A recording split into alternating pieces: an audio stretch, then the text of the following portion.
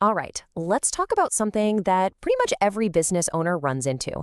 It's that feeling that you've become the bottleneck in your own company. Today, we're going to look at a way to completely shatter that ceiling using AI and automation. You know the feeling, right? You're totally maxed out. You've got the vision, you've got the hustle, but there are literally no more hours in the day. Look, this isn't a sign of failure. It's actually a signal that your business is ready for its next big step. And that wall, it actually has a name. We call it the owner's ceiling. And honestly, it's the #1 reason that really promising businesses just stop growing. So, what is it really? Well, it's that tipping point where you, the founder, the owner, become the single biggest obstacle to your company's success. Every single decision, every little task, it all has to go through you, and there's just not enough of you to go around. Sound familiar at all? You're supposed to be the CEO, but you spend half your day chasing down late invoices or manually forwarding leads to the right person. Every one of those tiny repetitive jobs just eats away at the time you should be spending on the big picture. That right there, that's what it feels like to be trapped under the owner's ceiling. So what do most of us do when we hit this point? We fall right into what I call the manual labor trap. We rely on an old, frankly broken solution that just can't keep up anymore. See, the old way was simple. Just throw more people at the problem, hire more bodies to do the manual work. But today, that's like trying to win a Formula One race by just adding more horses to a wooden carriage. Meanwhile, your competition is over there building a literal rocket ship. The new way isn't about more horses, it's about building a better engine. And that really gets to the heart of the mindset shift you have to make. The whole point is to get you out of the day-to-day grind. You have to stop being the chief doer of everything and elevate yourself to become the architect of the systems that actually run your business for you.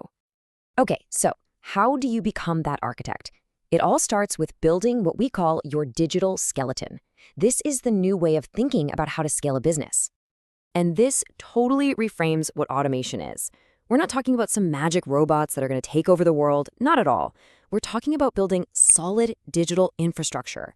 Think of it as the literal skeleton of your company. It provides the structure so that your amazing human talent can actually stand up tall and do their best work. You know, when you break it down, how these AI systems work is actually pretty straightforward. It just does 3 things, really. 1, it observes. It reads an incoming email or a new form submission. 2, it thinks. It figures out what the request is about and categorizes it. And 3, it acts. It updates your CRM, maybe drafts a reply, and it does it all without you lifting a finger. Now, when you start putting these pieces together, you're not running a manual operation anymore. You've built an autonomous engine. You've created a system that can grow and scale as fast as your ambition does. Okay, I know, this all sounds great in theory, but how do you actually build it? Well, it boils down to a super clear 3-step framework. This is your blueprint. So let's walk through it. First, you have to audit all those little robotic tasks you're doing. Then, you build the digital pipe to connect everything. And finally, you deploy the system with a human in the loop to oversee it all. So, step 1 is all about finding the right targets. You can't automate something if you don't even know you're doing it. You've got to look at your own day and find the tasks that have these 3 ingredients. They're repetitive, they're rule-based, and they involve a lot of data. And hey, here's a super simple way to spot these. I call it the rule of 3. If you do a mindless task more than 3 times a day, or if a task takes you more than 3 minutes of just clicking around, ding, ding, ding, that's a perfect candidate for automation. So let's paint a picture here. The before state. Let's say you get 50 new leads in your inbox. Going through each one, figuring out who's a good fit, copying and pasting info, that can easily burn 2 hours of your most valuable time.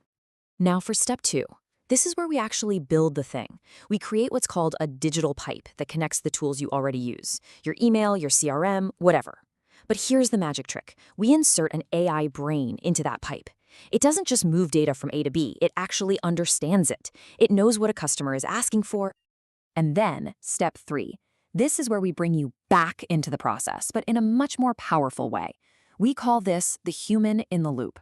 See, real effective automation isn't about set it and forget it. It's about setting it up so that you can supervise from a bird's eye view.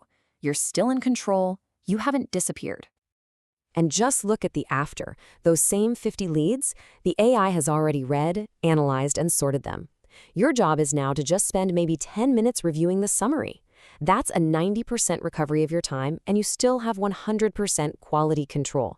It's an absolute game changer. But the return you get from this, oh, it's so much more than just getting a few hours back. We need to talk about the ultimate ROI here. It really comes down to three things. First, speed. Your business can now react to things in seconds, not hours or days. Second, accuracy. The system doesn't get tired, it doesn't make typos, it doesn't forget things. And the third pillar, the most important one of all, human creative freedom. And this is the whole point. When all that mindless, robotic work is just handled, you and your team are finally free to focus on the stuff that only humans can do. High-stakes negotiations, long-term creative strategy, and building real, lasting relationships. And let's be really clear about this. This is not a nice-to-have option anymore. In today's world, efficiency and speed are table stakes. The gap between the businesses that get this and the ones that don't, well, it's getting wider, and it's getting wider fast. So as you're thinking about your own business, about that ceiling you might be bumping your head on, it really just comes down to one simple question. Which side of that gap are you going to be on?